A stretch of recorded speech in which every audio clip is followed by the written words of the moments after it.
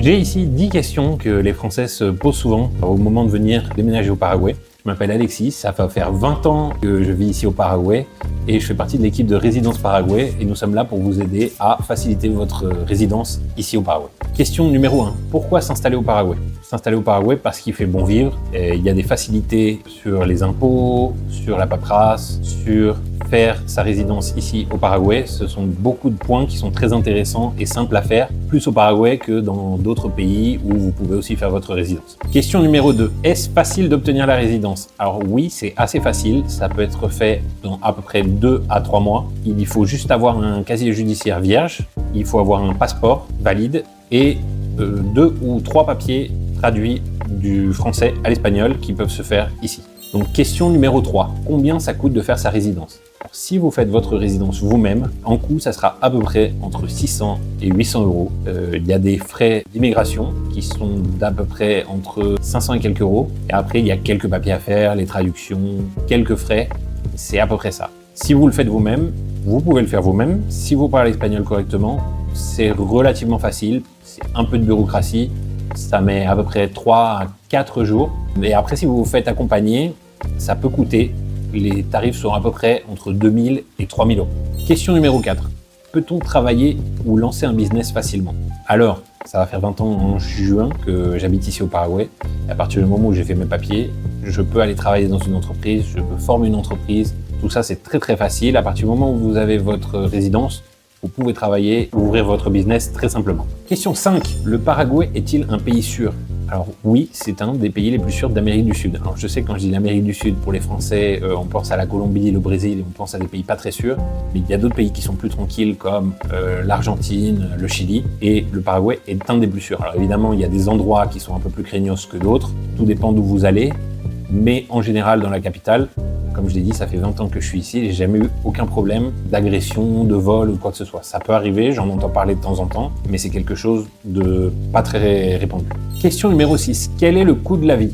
Alors le coût de la vie, ça dépend évidemment des standards que vous avez. Mais un standard français, européen, on va dire, le coût de la vie est quand même beaucoup plus bas que celui de la France. Et si on va comparer Paris à Asunción, qui sont deux capitales, pas de la même grandeur, mais évidemment Asunción, c'est beaucoup moins cher. Vous pouvez vous trouver un appartement très sympathique selon les quartiers, entre 500 et 600 euros par mois. Et le reste du coût de la vie, évidemment, ça dépend de ce dont vous allez vous alimenter, dans quelle voiture vous allez rouler. Le coût de la vie est vraiment beaucoup plus bas. Question 7. Peut-on acheter un bien immobilier? Alors je sais que ça, c'est une question que se posent beaucoup de gens qui veulent émigrer à l'étranger. Et c'est un problème dans des pays comme par exemple la Thaïlande, où c'est compliqué pour avoir un bien en nom propre. Vous devez faire une entreprise, transférer cette propriété au nom de votre entreprise et vous pouvez pas forcément avoir un appartement à votre nom en nom propre.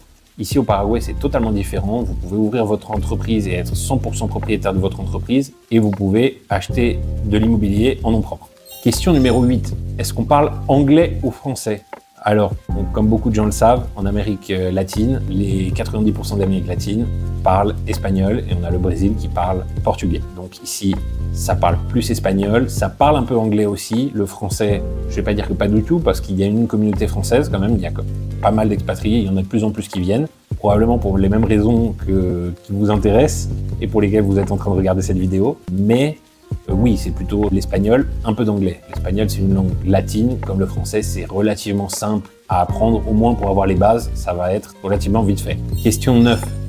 Peut-on scolariser ses enfants facilement? Je vais mettre un peu d'expérience personnelle dans la vidéo. Alors oui, on peut scolariser ses enfants et même si vous avez des petites bourses, que vous venez au Paraguay avec un budget assez restreint, vous pouvez mettre vos enfants au lycée français. Il y a même des aides et des bourses pour les Français pour mettre leurs enfants au lycée français. Moi, j'ai été au lycée français, une très bonne éducation, totalement bilingue. Et au cas où, il y a aussi des lycées où ça parle anglais, allemand. Il y a de très bons collèges et lycées internationaux, qu'ils soient français ou d'autres nationalités ici à Asunción. Question numéro 10. Est-ce que je peux vivre sans stress administratif?